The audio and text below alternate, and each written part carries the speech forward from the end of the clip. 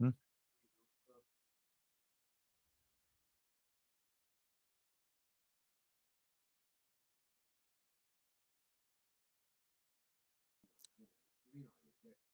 Mic check, mic check.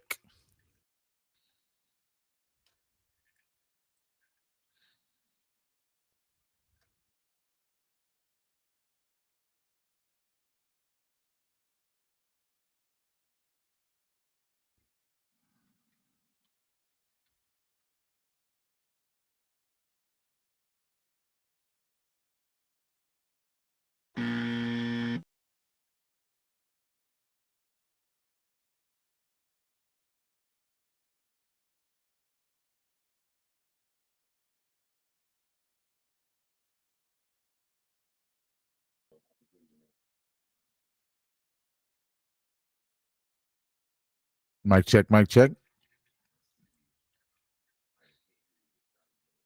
Mic check, mic check.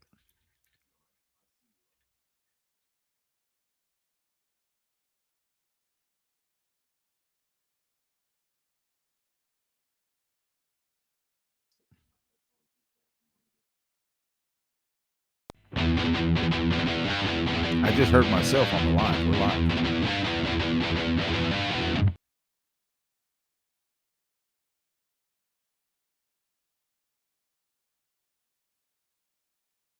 All right.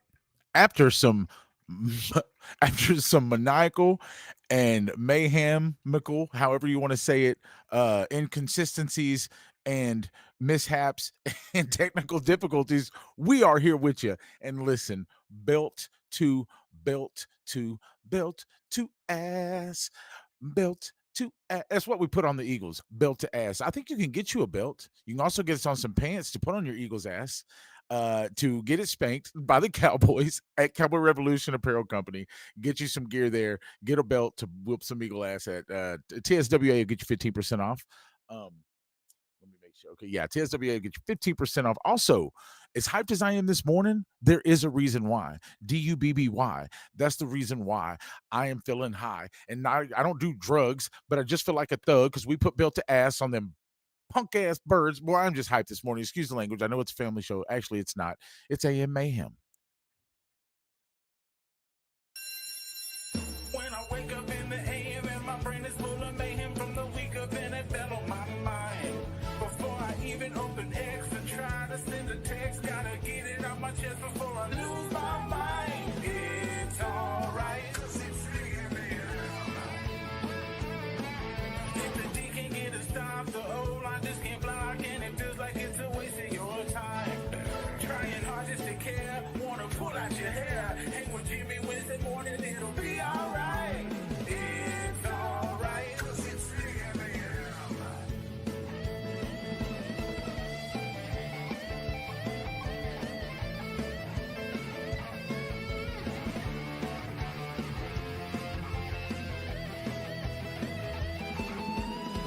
It's alright. It's alright. It's alright to be mad as hell.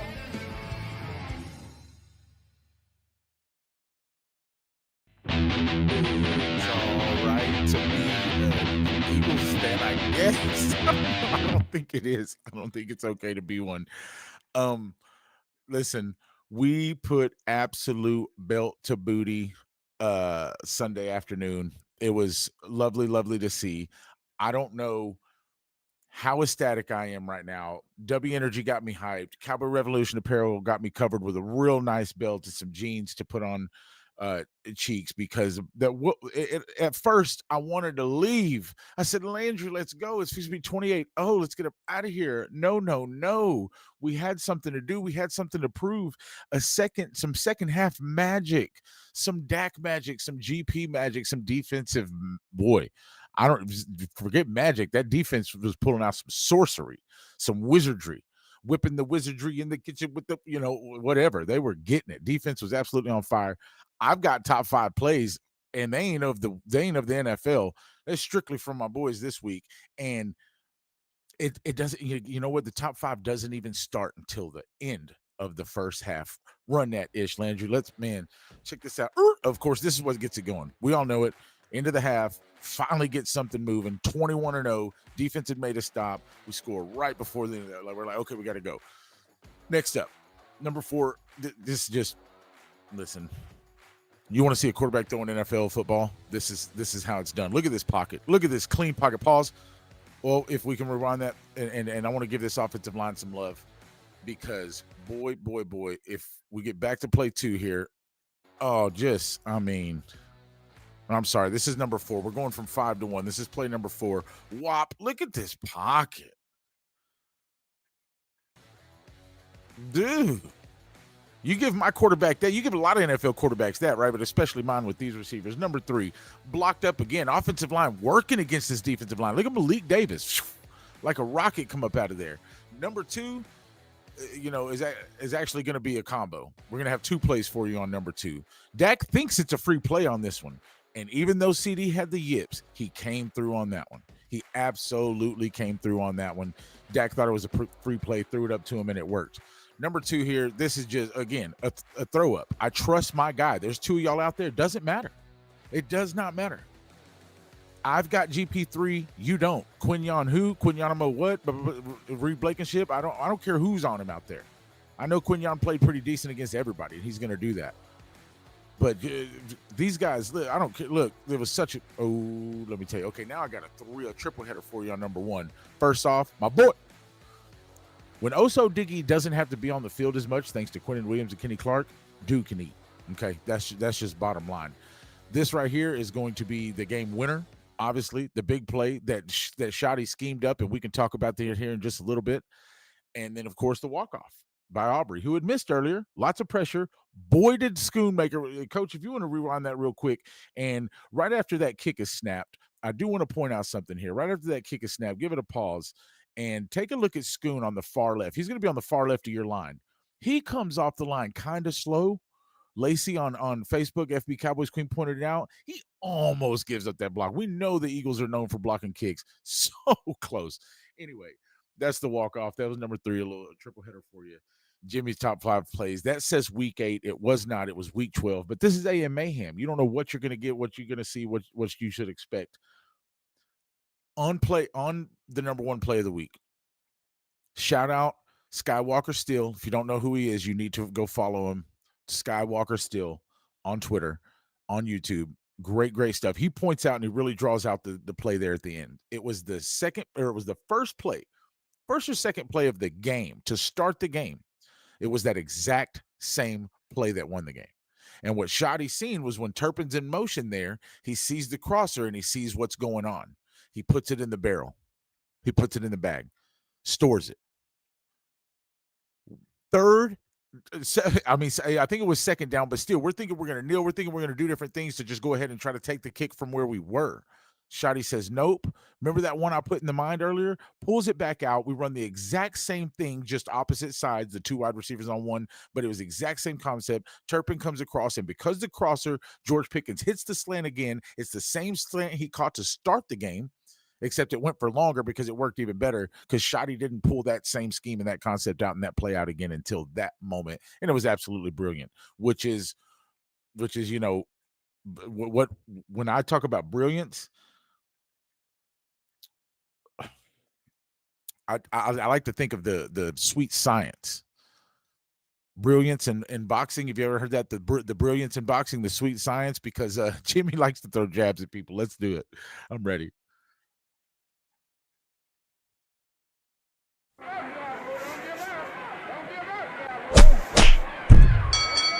And so, Nick Sirianni. This is the show where we're allowed to clown, okay? If your feelings are hurt, bye-bye. This is AM MaYhEm. Perdente. What does that mean, Coach? I don't speak Italian. Me either. but I think it's translated right there on my boy's hat. Perdente.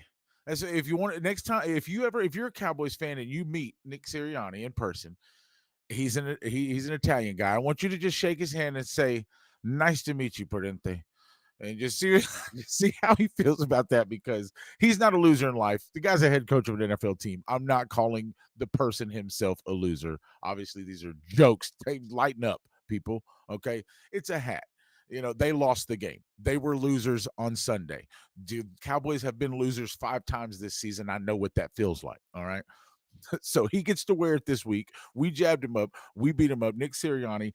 Listen, Landry and I were there, and I was pointing out, I was like, man, I watched Nick Sirianni a lot this game. Like, anytime stuff wasn't going on, I was really keen on him, because when you're sitting behind the Cowboys, you're kind of looking at their backs, but then you're looking across the field and you see the faces of the other sideline.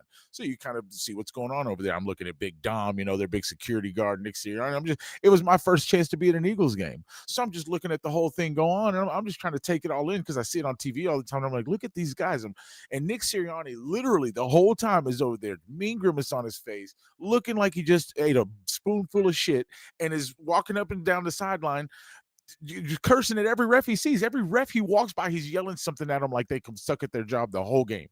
It was absolutely insane. And so, when people say most punchable face in the NFL, I don't believe in hitting people. That's what Philadelphia elementaries do.